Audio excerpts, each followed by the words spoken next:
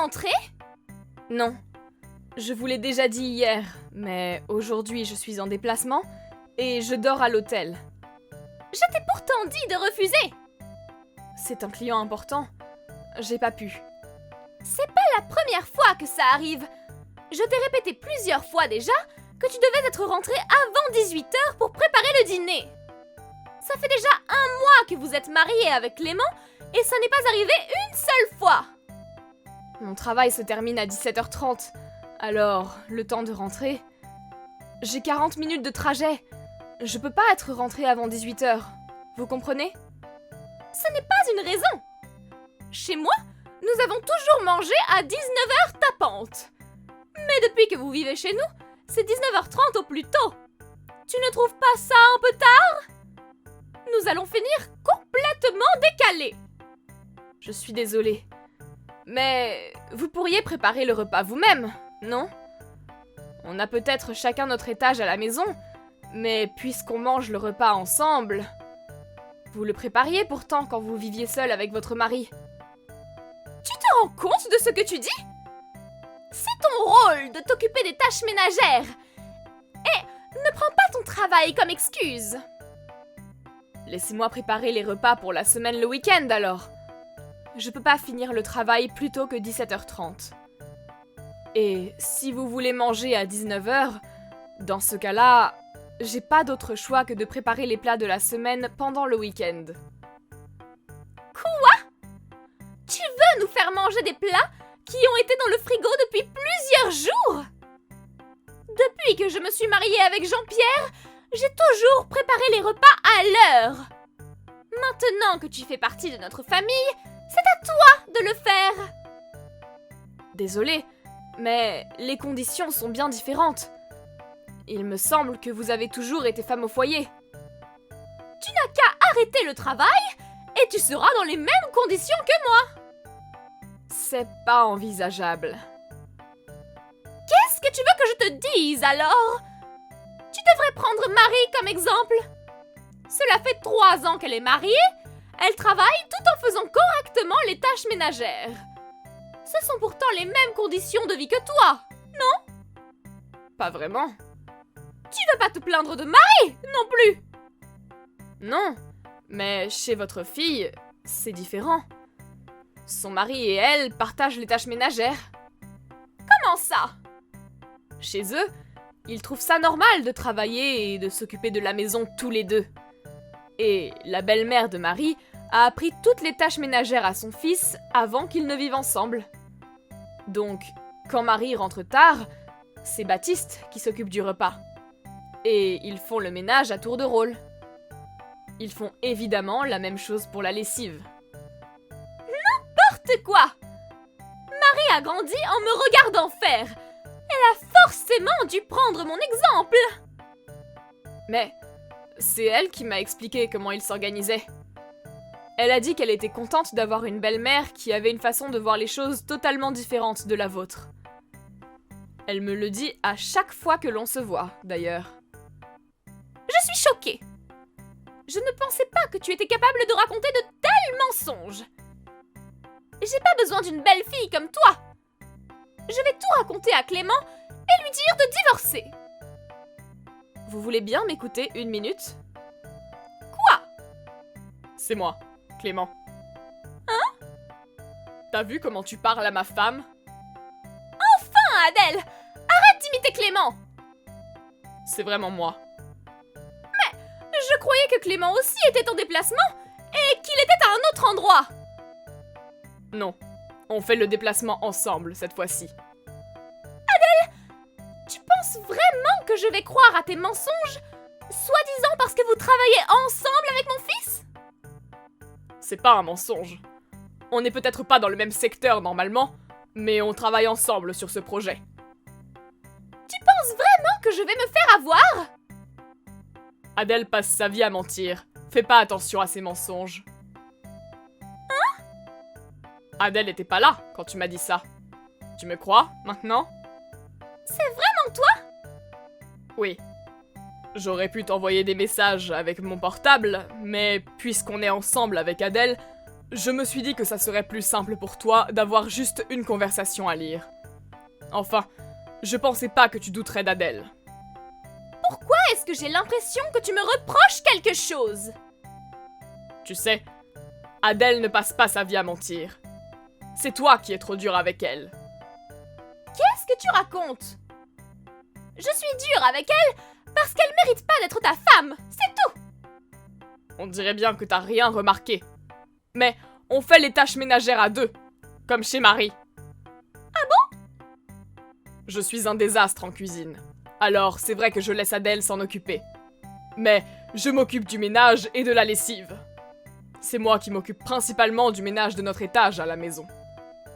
C'est une femme mariée! C'est à elle de faire ça! Il faut vraiment que tu lui demandes d'arrêter de travailler!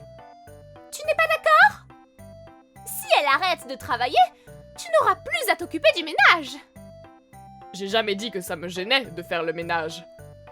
Pour être honnête, je dois t'avouer quelque chose.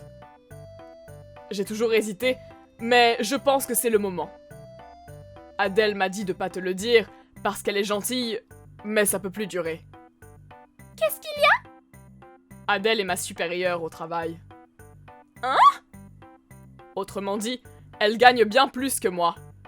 Si elle arrête de travailler, on n'aura pas assez pour faire des économies tous les mois, et ce sera encore plus compliqué quand on aura des enfants. Tu rigoles? Une femme qui gagne plus que son mari? C'est impossible! C'est une catastrophe pour un couple marié! Elle doit démissionner dès maintenant! Ou bien, il ne vous reste plus qu'à divorcer! J'étais sûre que tu réagirais comme ça. J'hésitais à te le dire, vu ta façon de penser. D'ailleurs, la personne qui a dépensé le plus d'argent dans la construction de notre maison, c'est Adèle. Pardon? C'est vrai qu'on vit tous les 4 ensemble, mais on a été clairs dès le début. On a chacun notre étage, et on vit séparément la plupart du temps. Tout le monde était d'accord. Alors pourquoi c'est à Adèle de faire le repas pour tout le monde? Pourquoi tu veux absolument qu'on vive au même rythme et de la même façon que vous? Et surtout, pourquoi t'es si dur avec ma femme? Parce qu'elle fait une mauvaise ménagère! Tu veux la forcer à rentrer avant 18h. Mais comment veux-tu qu'elle puisse arriver avant 18h alors qu'elle finit à 17h30 et qu'il y a 40 minutes de trajet? Tu veux qu'elle dépasse toutes les limites de vitesse et qu'elle enfreigne le code de la route pour arriver à l'heure qui t'arrange? Il suffit juste qu'elle finisse de travailler plus tôt! Tous les jours? C'est pas possible! Même moi, je peux pas. Elle doit respecter les règles de notre maison! Maman, tu t'es mariée avec papa juste après avoir eu ton diplôme. T'as jamais travaillé. Tu veux dire que c'est mal d'être une femme au foyer? J'ai jamais dit ça. Je te suis reconnaissant de t'être toujours occupé de nous et d'avoir tout fait à la maison. Je voyais bien que t'avais toujours quelque chose à faire et que tu étais fatiguée. Mais il y a quelques points négatifs. Ah bon? Dans ton cas, t'as jamais travaillé. Tu sais pas ce que c'est. Et tu peux pas comprendre à quel point c'est difficile de gérer le travail et la maison en même temps. Ce que tu demandes à Adèle, c'est de faire les tâches ménagères à fond, alors qu'elle sort d'une longue journée de travail éprouvante.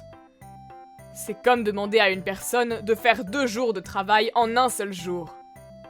C'est pas possible pour une seule personne de tout faire. T'es d'accord? C'est bien plus difficile et fatigant que ce que tu penses. Pas essayé! Alors, elle peut pas savoir! Il faudrait qu'elle fasse les deux pour vraiment savoir si on peut ou non! T'as qu'à essayer, toi! Moi?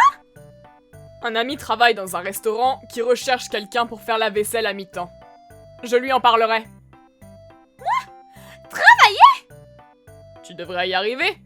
T'as toujours aimé faire la vaisselle en plus. J'ai jamais dit que je voulais travailler! Mais tu peux pas savoir puisque t'as jamais essayé. Et puis, ça te donnera l'air plus convaincante quand tu feras la leçon aux autres. Je veux pas travailler! Je vais contacter mon ami. Tu me donneras tes disponibilités pour l'entretien d'embauche. Tu m'écoutes? J'ai la cinquantaine! Je vais pas me mettre à travailler maintenant. Je te recontacte. Laisse-moi parler à Adèle. Non, elle doit se concentrer. Elle a une présentation importante à faire à la réunion de demain. Arrête de la déranger. Moi, je vais l'aider à se préparer. Alors salut. Bonne nuit.